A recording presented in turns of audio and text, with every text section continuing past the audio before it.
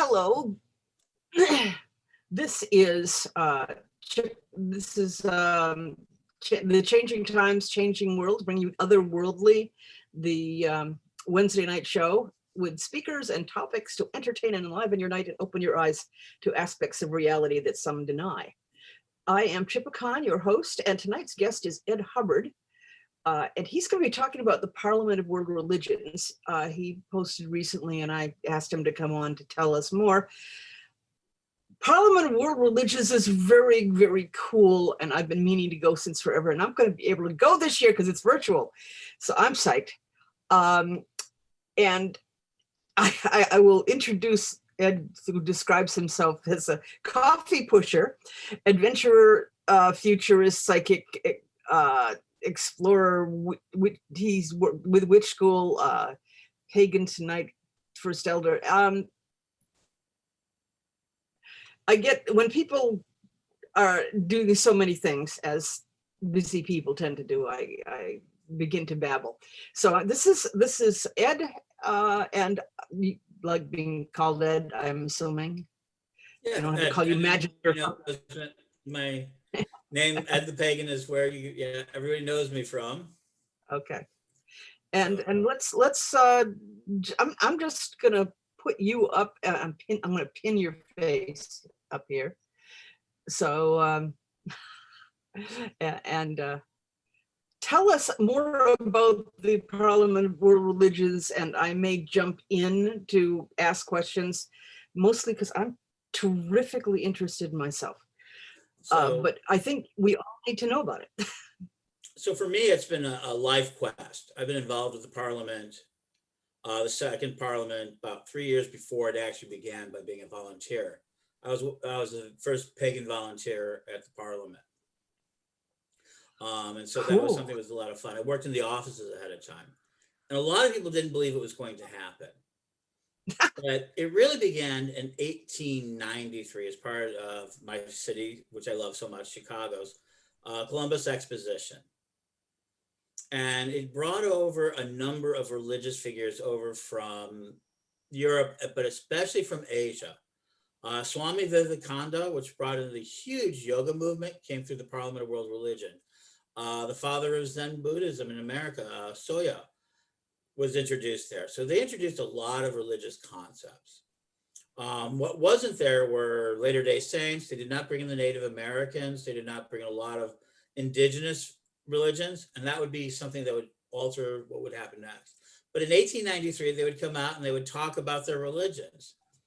And the truth is, it was well-funded and everything else. It had Mary Baker Eddy's people reading, the founder of Scientology. So almost a lot of the religions that were interacting with people, not by any definition all. I'm going to jump in. Mary Baker Eddy was the Christian Science movement. Scientology was L. Ron Hubbard. Right. All right.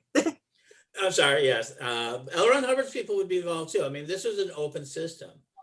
And so Ibanez, a gentleman, decided in the late 80s, that this needed to be revived. This was the first interfaith event.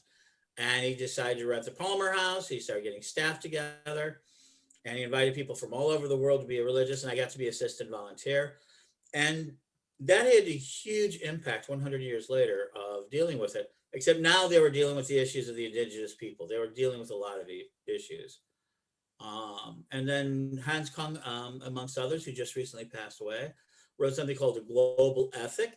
And it's really a document about how religion should be working in the world. I was one of the early signers of that, and I've been at it ever since. Now there's been, so in modern times, there have been 6 of them scattered out: 93, 99, 2004, 2009, 2015, the shortest interval yet, 2018 in Toronto, and now 3 years later, virtual. And I think this is going to be very exciting. This is very much in my world. I love virtuality.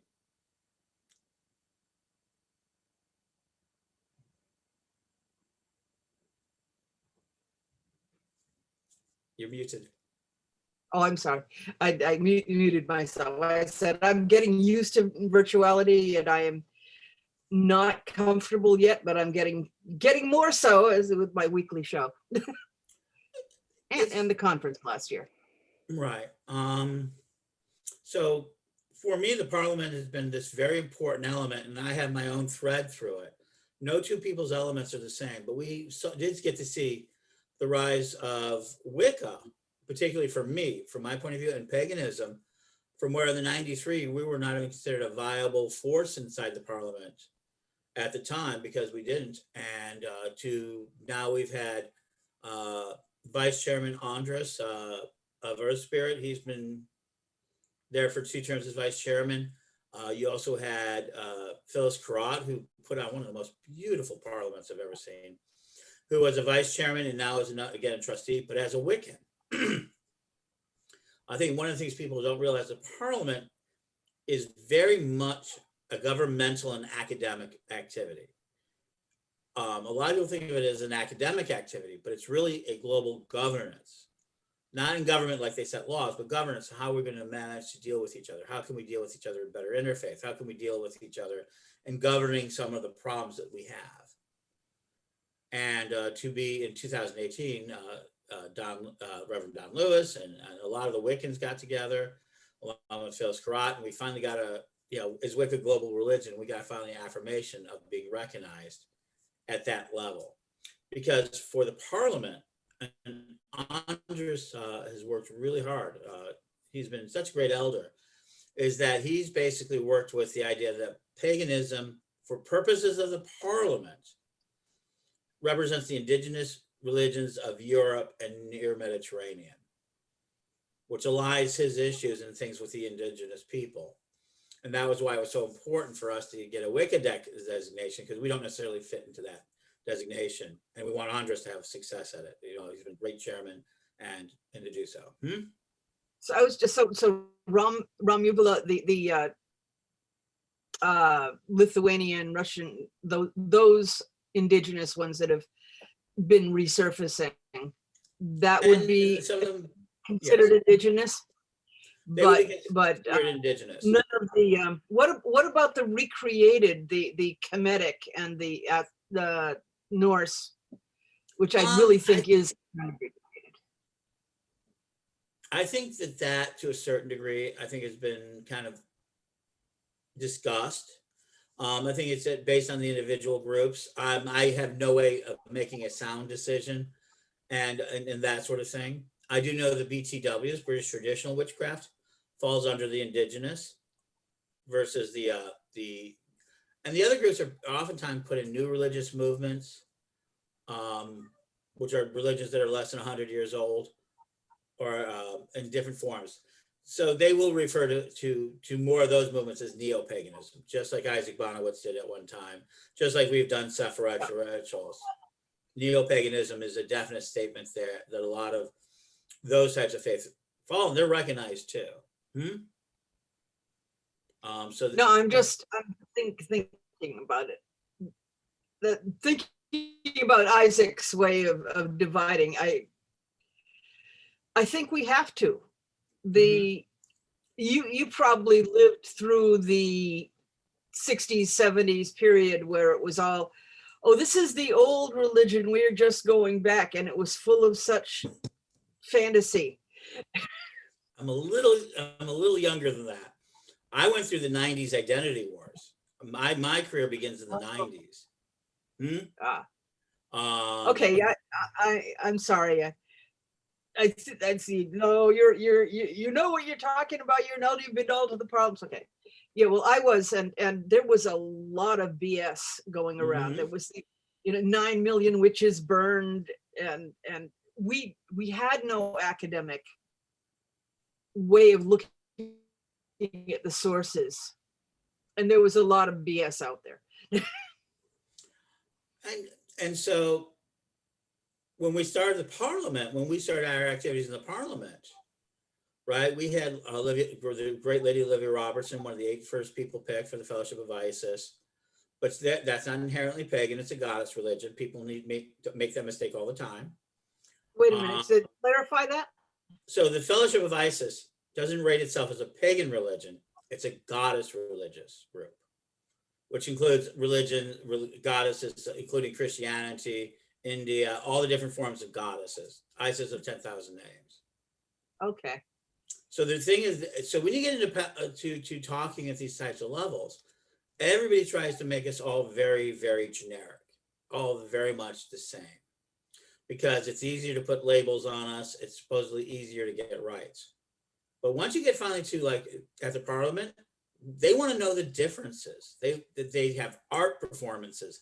They have theaters. I mean, we had one of my great images was the great Jeff McBride, very early in his career, performed. Oh, he got me in so much trouble too. So we were doing the plenaries and we're doing these performances. And during the performance, Earth Spirit, the singing group, the choir, beautiful choir, got up on stage. And at the time it was beautiful. And they said, oh yeah, great. So they told everything they were going to do. And then great Jeff McBride, famous Las Vegas theater, Mystery School, but he was just getting started, did a magic trick where he showed like love is like, they were singing love and it was flying, paper was flying everywhere. Oh, it was beautiful. It was a great art performance and it was something worth seeing. I got in trouble because I didn't know he was going to do that ahead of time. So I had to get my brooms all ready. I had to go sweeping out there. Like we had like 2 minutes out of it. Theater requires stagehands.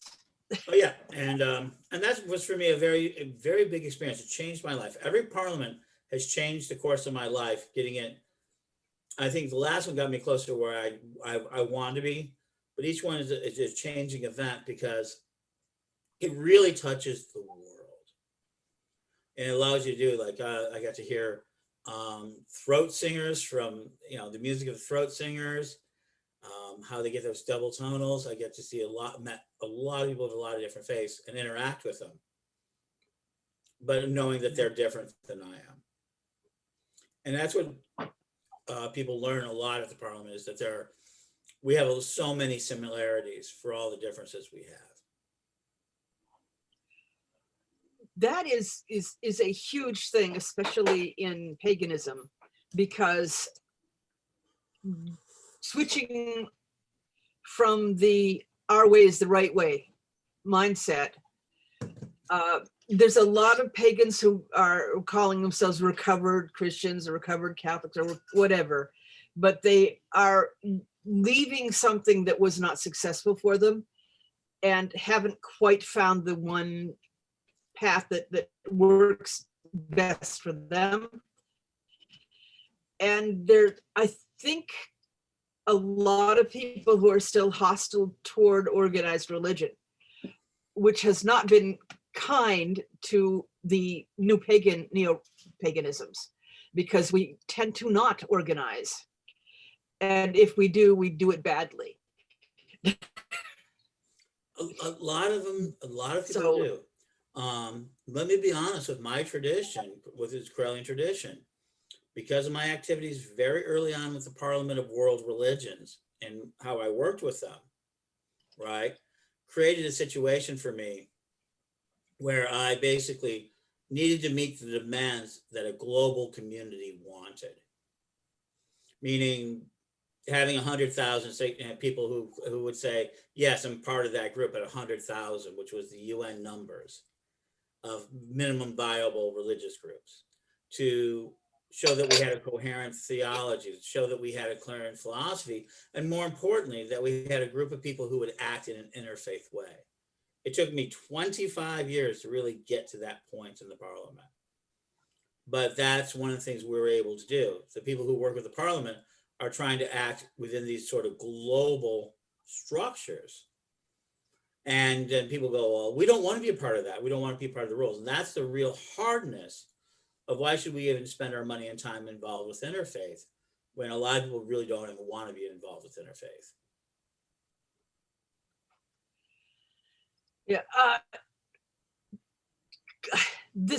Excuse me, I'm not perhaps the most organized host, but what that reminded me of, and I want to ask you about, is how that how that plays into people's resistance to dealing with other people's religions.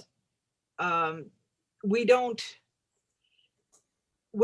not good at especially now in the modern world, where we are getting greater sensitivity to not co-opting and stealing from indigenous people's spiritual ways. You don't want to do that, but at the same time, we're all breathing oxygen, we're all on Earth, we are all working with the same physics or metaphysics. And I've watched for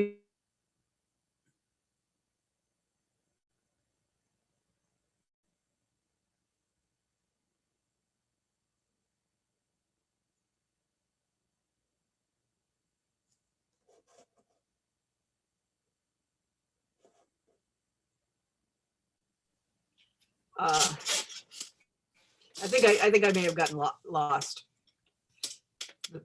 Well, But basically, how do you work with not stealing somebody else's when they have really great ideas that you see no reason to incorporate into your own spiritual practice?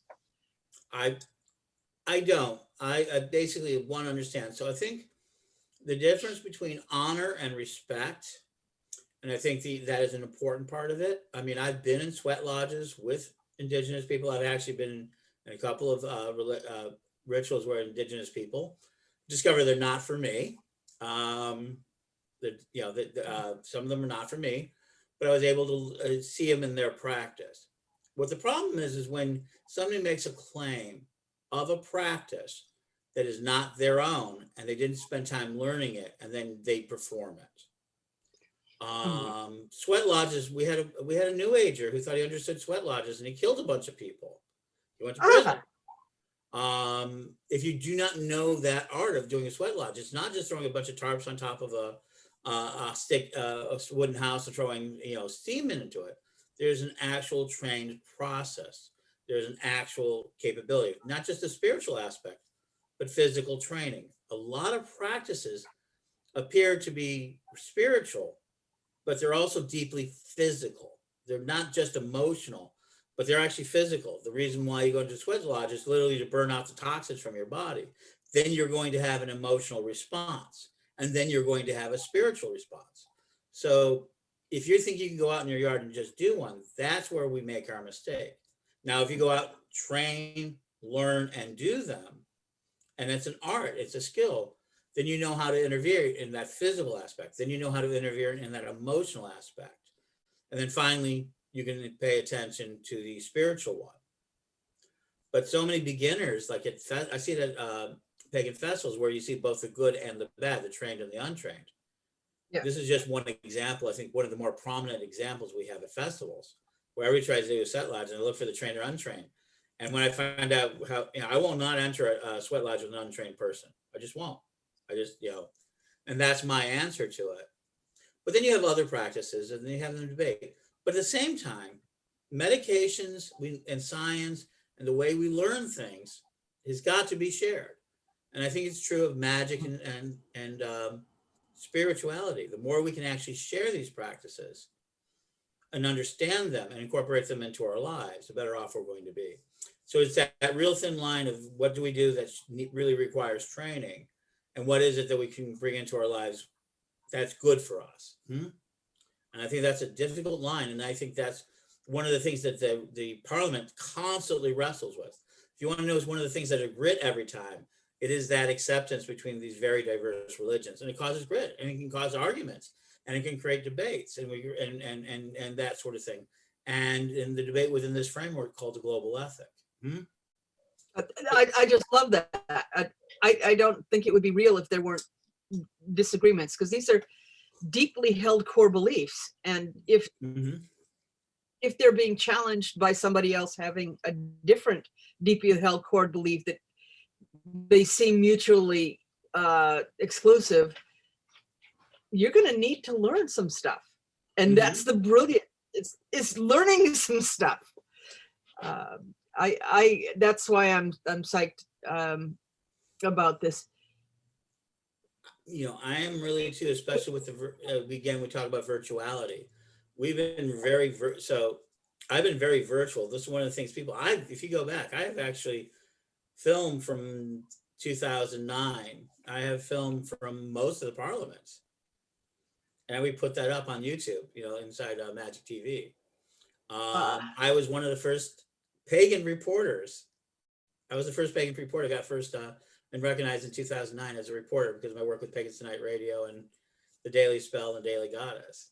I broadcasted the Daily Goddess with Abby Willerud from the Parliament in 1999 from South Africa.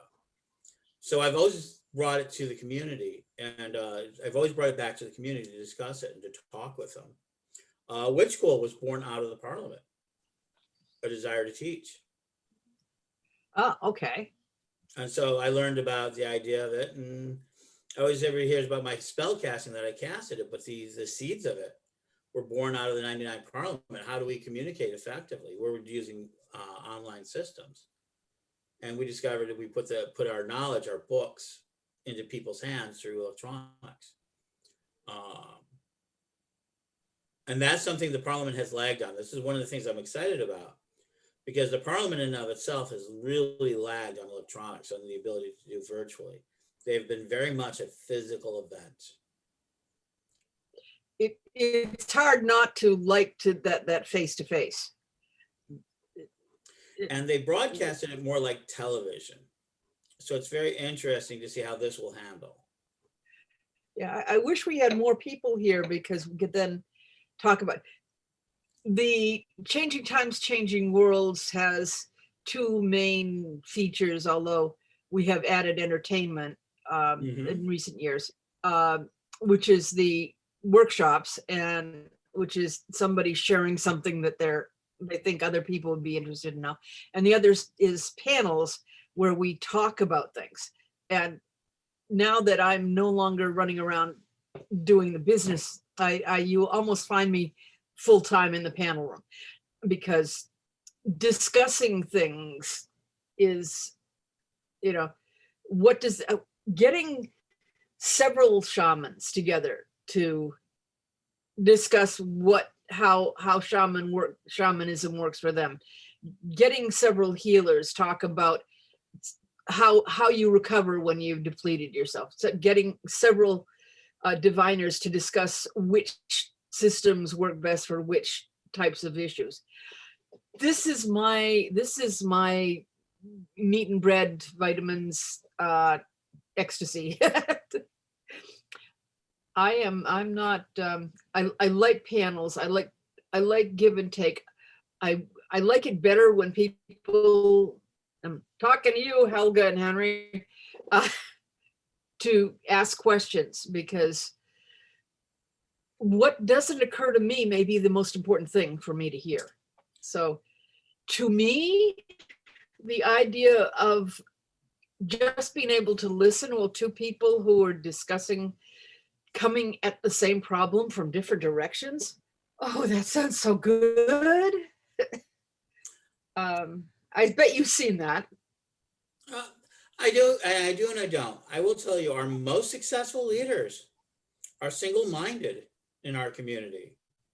And that's something you will see at parliaments and at the world religions. These are very strong leaders. Phyllis Karat, Andres, Angie Buchanan, who and I disagree a lot, but we were able to find common ground during the parliament to discuss our differences, even within pagan Wiccan faith on there. So we have a lot of these people. So I always find, and then they use panels. They use a lot of panels, and they use a lot of discussions depending on the expertise and plenaries.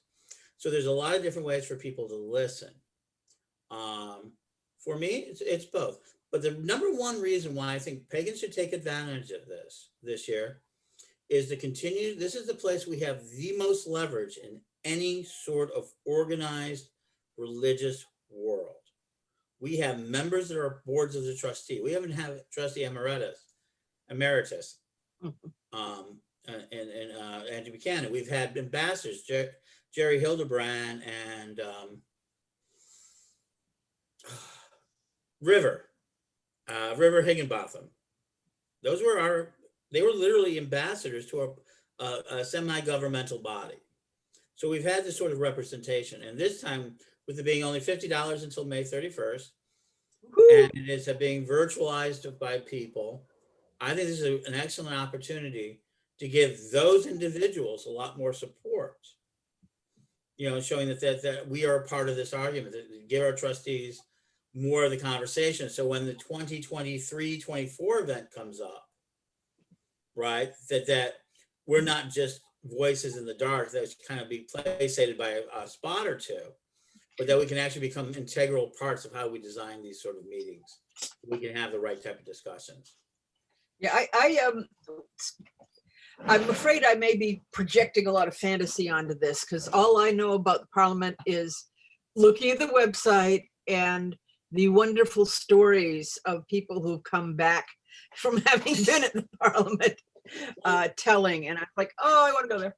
So it is an Olympic style event. It is an Olympic level event, okay, in the sense of that it brings together the best intellects, some of the greatest intellects that I've met. Not all of them, but it is definitely an event that rivals for me the Olympics.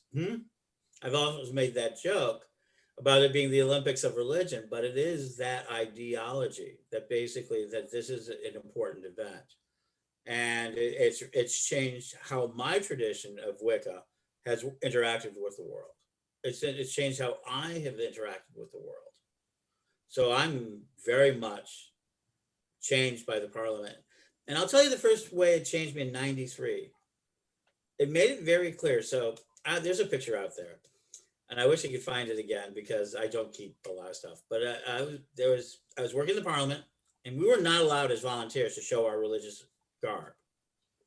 We were behind the stage. They wanted us to kind of be discreet this first time. And on the last day, we were allowed to wear our necklaces or chains or identifiers. And Lady Olivia Robertson was having their eyes bound. A lot of the great leaders were there, and they were kind of congealing.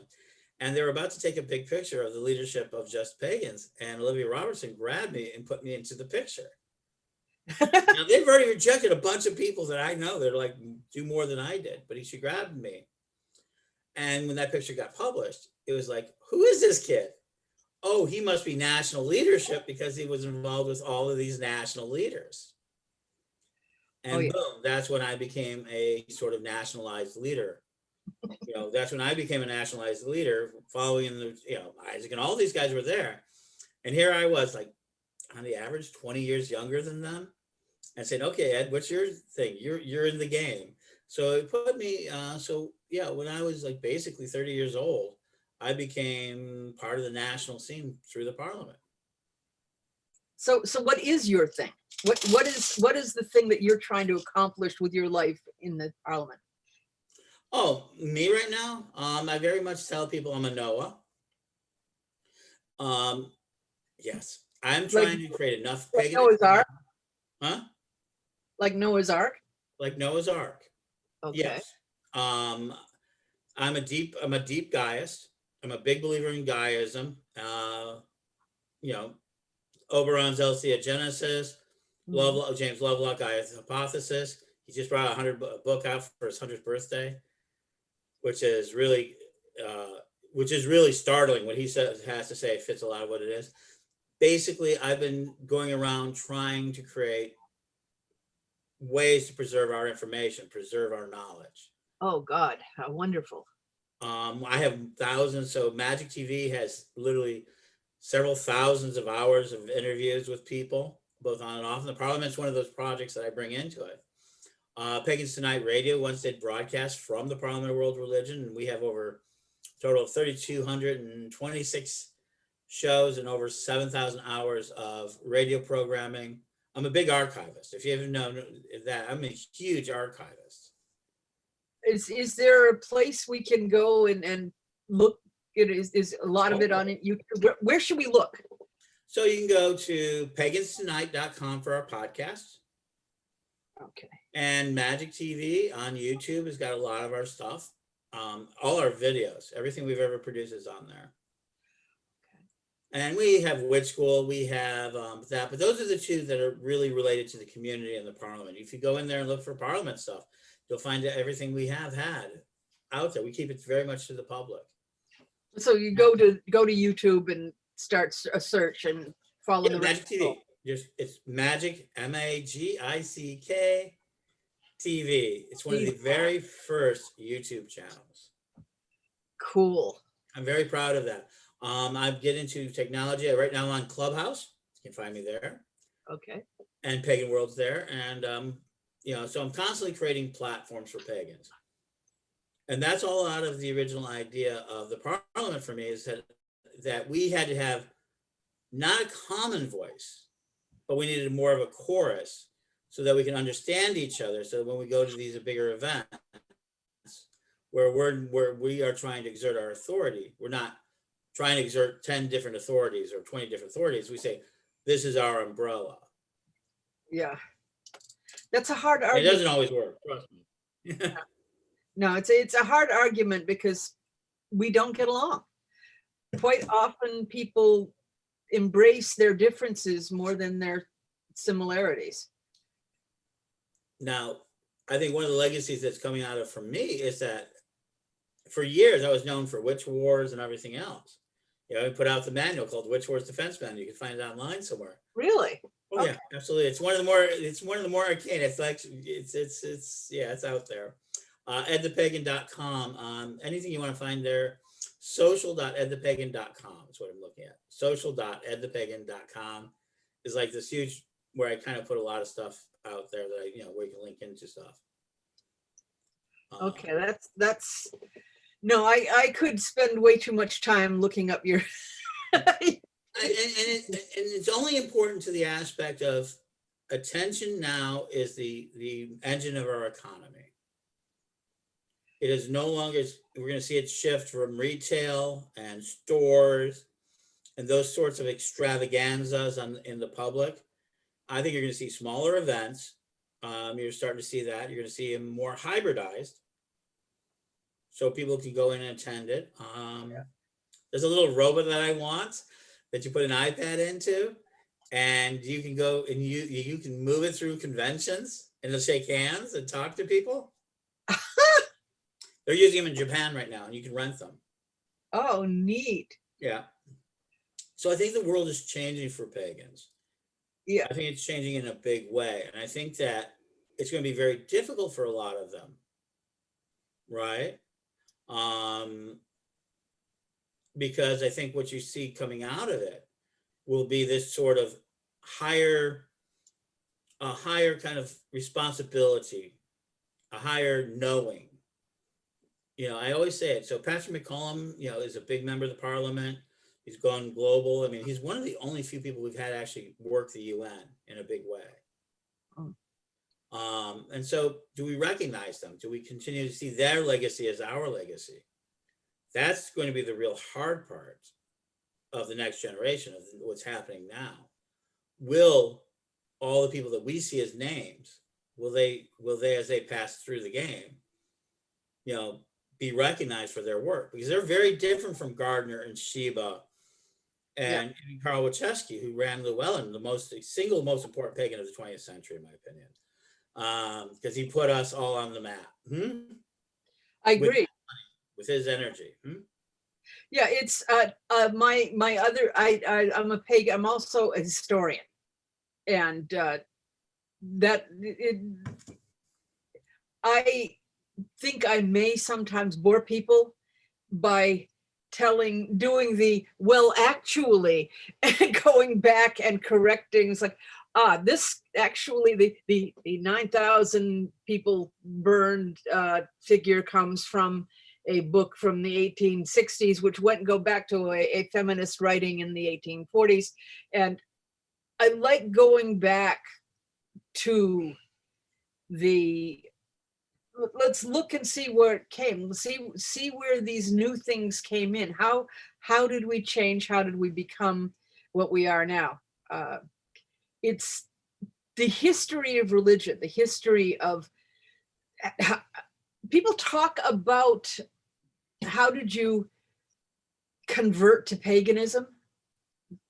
I've always considered that people discover they're pagans. They figure out what the word means and say, oh, that's what I do. You don't decide you're going to be a pagan unless you're a teenager and want to piss your mother off. So, You know, that's a very interesting narrative of how people get to paganism. I'm more a futurist than a historian. I keep archives because archives are pure. They're not opinion. There's never an opinion with an archive. You can have an opinion about the archive, but we always know what the person individual said. We have their literal words and that sort of thing. So I think that's going to be very interesting. We're going to be the first generation that the ancestors, I use a term called Dawn Star ancestors.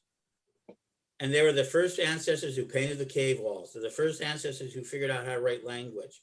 They're the ones who convey the culture. They have the most amount of leverage on the culture.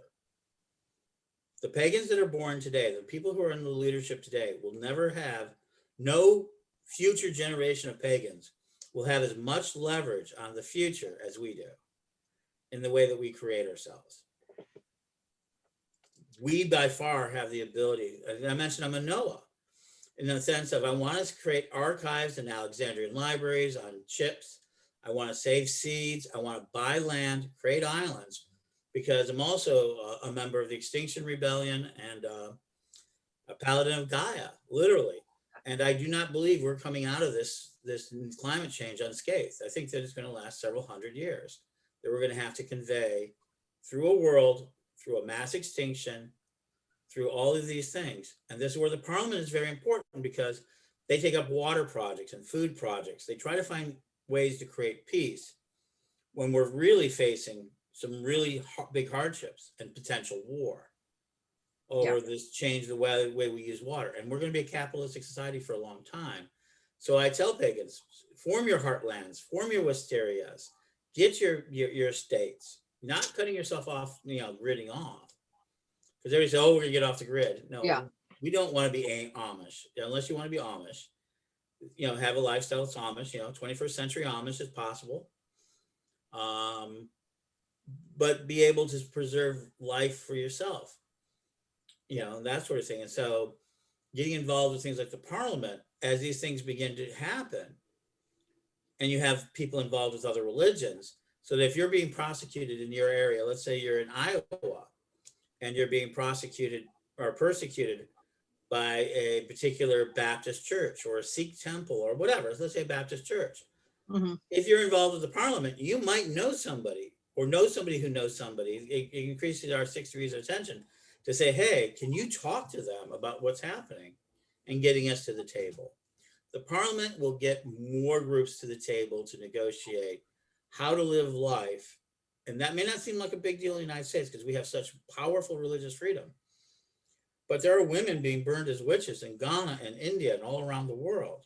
Yeah. So our great privilege as Americans, as United States citizens, and Canadians as well, and some of the Europeans, with our vast wealth, our vast authority, and our vast ability to attach into the internet, I feel we have a big commitment to making sure that those types of events, even if they're happening in other countries, we can put our weight behind them and get people to begin and stop them. It's a long-term goal, but it is a goal towards everlasting peace. But it does have to be integrated. There is not a thing in the world that isn't going to be impacted by climate change. Right. And so when people get angry, they're going to get superstitious. They're going to get violent. We're already seeing it in America, where we were once a very scientific country. If you get us into the 70s, we were like, go, go, go, go. We wanted to conquer, we were basically that, and we still create it. But today, we've allowed the superstitions to come back and to flourish because we're afraid of the future. Not unreasonable to see that the future is going to be really, really challenging. Oh, sure. Otherwise known as scary. Mm-hmm. But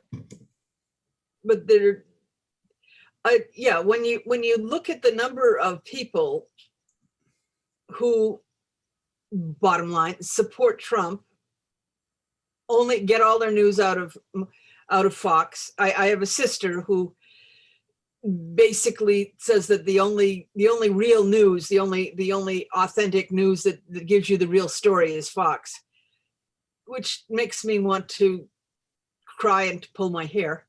But it's not just Trump. Trump is being used as the catalyst. Yeah, but I'm just saying, but people there's 40% of the country thinks that this is reasonable. And that means there's 40% of the people resisting wearing masks and other pandemic precaution. 40% of the people who probably are going to believe very silly things and make fun of you if you try and give them facts. It's a little scary. They've always been there. They've been there since they've been there. This group of people have always been here, have always resisted. And that thing is that the United States has been really pretty much a fascist style country for a very long time. Remember, Europeans see us as they do not see us. They say it all the time. We're a right of center country. We've always have been. We don't have leftists. We have people begging to make sure healthcare is affordable and the poor don't die. We don't have people trying to seize the controls of revolution, trying to steal the corporate money. So our leftists are like, are what's in the center of other countries. The United States has always been caught between two very powerful principles. And those principles both come together in the parliament. And it's why it was a uniquely Chicago event, in that we are both Puritan and Hermetic. And those two battle constantly. The constant desire to be a Christian, pure country with the idea of what purity looks like, which means very little activity, kind of this sort of worship, kind of really strong behavior. And the Hermetic and the hedonistic, which is America is good and it gives us abundance and we should be involved with it as much as we can and have as much as we want. So we have a group of people who are very strong into getting as much as they want. And we have another group who's saying, but you can't have everything you want, you should be pure. And then we have this thing called the Protestant work ethic.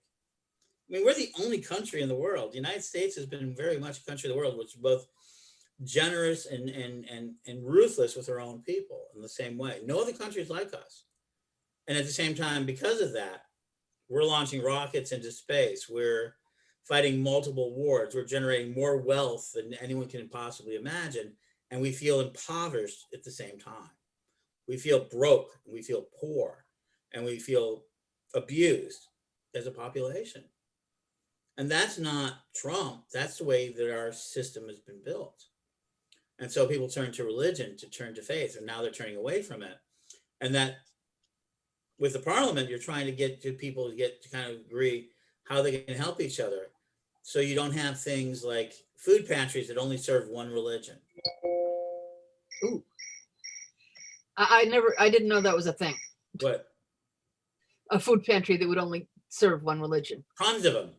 And if you go into pagan pride events constantly, every year, at least we hear one or two food banks that rejected donations of pagan pride. Huh.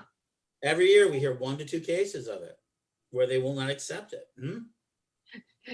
You got your pagan cooties in our canned goods? Yes. And they don't want them to be shown as good people. Remember, there's a vested interest in not allowing. So the parliament does one thing that upsets a lot of religions. It's a very simple one. It gives moral equivalency for the first time to a lot of different faiths. And that's important, because the problem with the idea of the First Amendment, all religions are equal, you have to accept the idea of moral equivalency. My religious laws are equivalent to yours. And that's the hard part we have, because we do not believe that. Most religious institutions do not believe that in the United States. They do not accept that a witch or a pagan can be morally equivalent. They can't afford it. If they did, then we'd have more practitioners. They can't accept that a Buddhist or anything that's different from them is morally equivalent.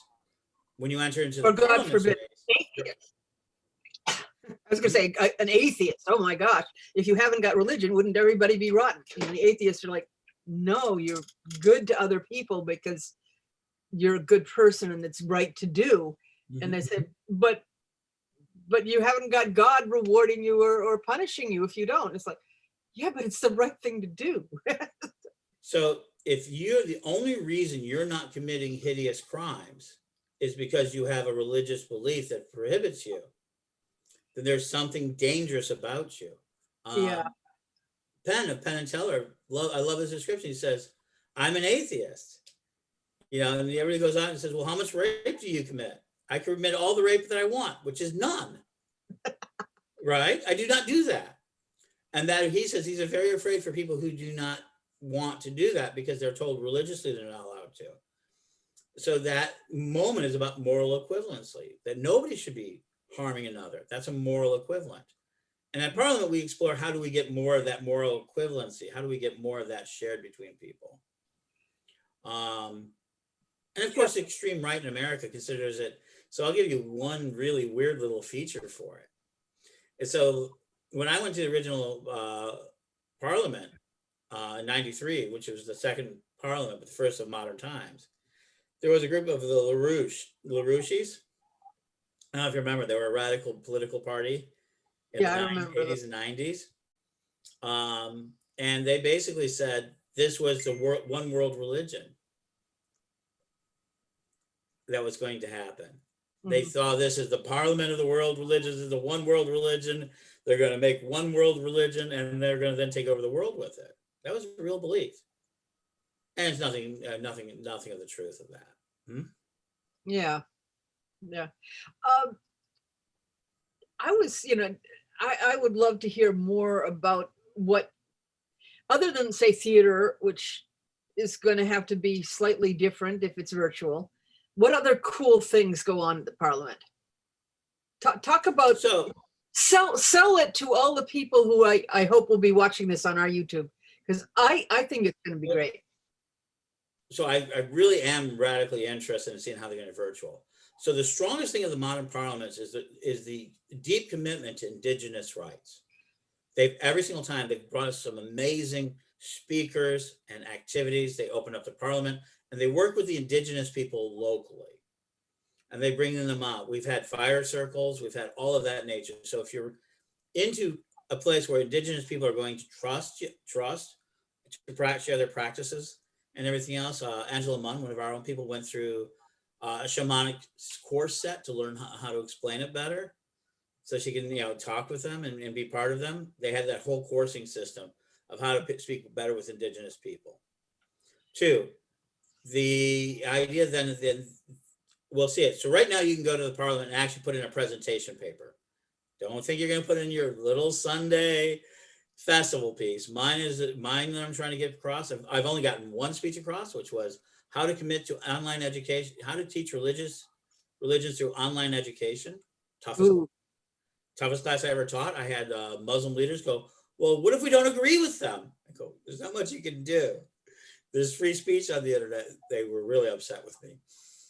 Because at the end of the day, all I could tell them that they could do is put a seal on it, or they can put their rules on it, but they want to control it at the source. And the Parliament took that all, Parliament at that class, I told them the internet took all that away. See, we went through a Parliament that's grown with very interesting. 93 is when the World Wide Web began too. So I think that's always been a very good parallel. So I think there's a lot to it. So you get to talk to all these different religious groups. You have them out there. You have our own out there. If you're looking for Meet Beyond 101, I mean, they have some 101. They'll have that sort of thing. Plus, they'll have these booths, marketing booths or exhibition booths, or as I call it, the market of the gods. And you can go talk to these booths and they'll give you the 101 information. There's a lot of these booths that give you 101 information about the different religions. Now, the highlight we're going to miss is the Sikhs luncheons. They serve free lunch at the last 4 parliaments. They serve their traditional lunch, which they give out at every parliament. So that's always a great time to meet people and eat with them. I'm going to miss that aspect of virtual. So are they going to have any kind of virtual equivalent of the Market of the Gods? Yes. Yes. They will have booths. Absolutely. They're talking about it now. We're talking about having one for our tradition. Is that like breakout rooms or what? I'm not exactly sure yet how they're doing it. I think they're still learning to express this idea. I think they're looking at how many people do they honestly think they're going to get. Yeah. And then there's the plenaries, which are the big speeches about subjects such as women, such as pollution, how we added a fifth global ethic, which was climate change ethic. We changed it from 4 rules to a 5th rule. And that was a plenary where people all talked about it and agreed to it. So it was a very big thing last time. And then, of course, you have what I like the most. And then you have these musical shows, these sort of music of the different religions. And they have all sorts of dances. They have all sorts of these beautiful dances, all these mantras, all these singers, all these performers, sort of culture performances. How do you do that virtually? Did just film it? Sure, they can do it. I mean, you go into, so they're going to be very high level. So these events will probably take places at churches where they have a right to kind of meet at a level. And it'll probably be professionally filmed. It'll all be not just like how we do Zooms and things like that, but it's going to be professionally, probably professionally filmed and broadcast. No, I'm just saying you keep selling it. I'm loving the idea. So that's a big idea. And then one of the biggest things you get to do is you get to enter spaces with people you would not normally get to enter. Now, the big thing is I've been able to enter rooms with the Dalai Lama twice, Nelson Mandela. I've entered in spaces where, a kid from Chicago had never ever thought of being able to do so. And I think the last year has really showed us through COVID and Zooming and through conferences that we got to meet with people in the same spaces. People were not used to being in the same space. So I think physicality kind of builds up this idea of distance and status and cliques and groups, right? So if you're at a festival with somebody, you might not get to meet them or really get the chance to talk to them. But in the Parliament world, you get a chance to a lot of times because they're exposed. And I think virtually we'll see a lot more of that capability. How do they deal with the language issue? There? Yeah. Lots of translators? They do have translators. A lot of English. You'd be surprised at how much of the world speaks English. So, yeah. It's, it's the second most. Yeah, well, I've traveled. Yeah, when I travel and I try my little lycée français or whatever I've got, and then they say, oh no, let me practice my English with you. I need to learn American. Right. Because so English isn't American. Is the second largest second language learned in the world. Most people are surprised when I tell them the first one, which is Mandarin. No, that would be where I would go, because Chinese, we need that. And that's fairly recent, but English for the longest time. So there's a lot of English speakers, and then there are translators. Absolutely, each group brings their own translator. Each group comes. It's very much like a UN. I used to say it in the most favorable way, but people got mad at me for it. But have you ever seen the show Babylon 5? Yes. So the truth is there's an element of it like Babylon 5, because we wear our finest, including our best religious garb, and we're coming in our true authentic selves, according to our faiths and our religious groups. And there we are. Are you thinking especially of when Sinclair took them down the row of, no, we don't have a religion for Earth. We have all of these religions. And so that moment in Babylon 5 is the best way of showing what the Parliament looks like at some level. Yeah, it always makes me messed up.